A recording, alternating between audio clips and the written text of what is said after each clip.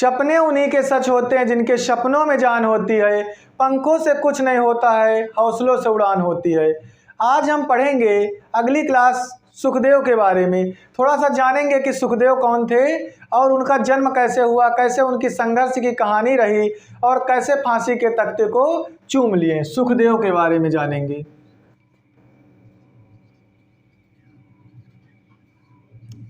सुखदेव का जन्म जो हुआ 15 मई 1907 को सुखदेव का जन्म हुआ। सुखदेव के नाम के आगे सुखदेव थापड़ लगता था। सुखदेव का जब जन्म हुआ तो इनको बचपन से ही जलियांवाला बाग हत्याकांड का असर इन पर बहुत बड़ा असर पड़ा, जो 13 अप्रैल 1919 को जलियांवाला बाग हत्याकांड का, जलियांवाला बाग हत्याकांड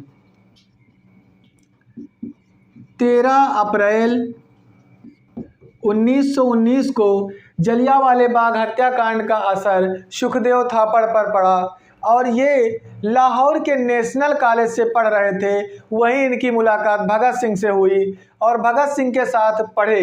तो जो इनके गुरुजी थे सुखदेव के, इन गुरुजी का नाम था जयचंद विद्यालंकार।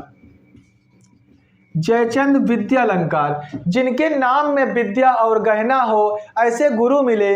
तो देखें कि सुखदेव और भगत सिंह की विचारधारा बहुत बेहतरीन है। ये देश के लिए बेहतर से बेहतर कुछ कर सकते हैं। तो सुखदेव को एक संस्था ऑलरेडी चल रही थी।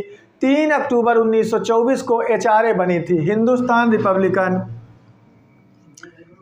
3 अक्टूबर 1924 को कानपुर में बनी HRA, जिसे हम हिंदुस्तान रिपब्लिकन एसोसिएशन के नाम से जानते थे। उस संस्था में गए और मिल करके काम सीखे। उसके बाद 9 अगस्त 1925 को काकोरी रेल क्रांति में सारे क्रांतिकारी पकड़े गए। जब सारे क्रांतिकारी पकड़े गए तो 19 दिसंबर 1927 को राम प्रसाद बिस्मिल, रोशन सिंह, अशफाक उल्लाह खां, राजेंद्र लाहिड़ी जैसे क्रांतिकारियों को क्या हुई, सजा हो गई।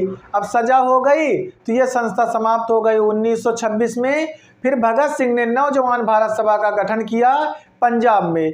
नौजवान भारत सभा एक्टिव हुई, काम करना स्टार्ट हुआ। अब कुछ दिन बाद चंद्रशेखर आज़ाद जी से जाकर के भगत सिंह, सुखदेव जैसे महान क्रांतिकारी मिलते हैं।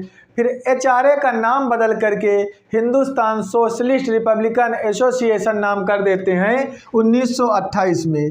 1928 में HSRA का नाम डालते हैं, हिंदुस्तान सोशलिस्ट रिपब्लिकन एसोसिएशन। इस संस्था के सदस्य बनते हैं, सभी लोग जुड़ते हैं।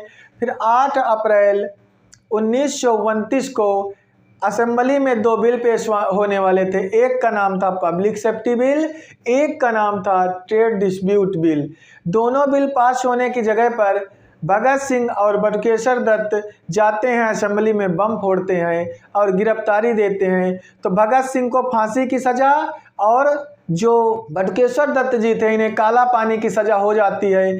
सैंडर्स हत्याकांड का जब खुलासा होता है, लाहौर षड्यंत्र केस की फाइल खुलती है, तो भगत सिंह, सुखदेव, राजगुरु तीनों लोगों को 23 मार्च 1931 को शाम को फांसी दे दी जाती है। जबकि शाम को फांसी देने का कहीं प्रावधान नहीं था। उसमें फिरोजपुर के हुसैनी वाला गांव में सतलज नदी के तट पर ले जा कर के इनका अंतिम संस्कार, इनको फांसी दे करके इनके शरीर को जला देते हैं। इनके घर वालों को इनके शरीर भी नहीं देते। इतनी दहशत में थी अंग्रेज सरकार। तो हमारे सुखदेव जैसे महान क्रांतिकारी को नमन है, ऐसे वीरों को नमन है, ऐसी माँ को जिन्होंने अपने बच्चे के रूप में जाबाज जवानों को जन्म दिया, जिन्होंने देश के लिए हंसते हंसते फांसी का फंदा चूम लिया। जय हिंद साथियों।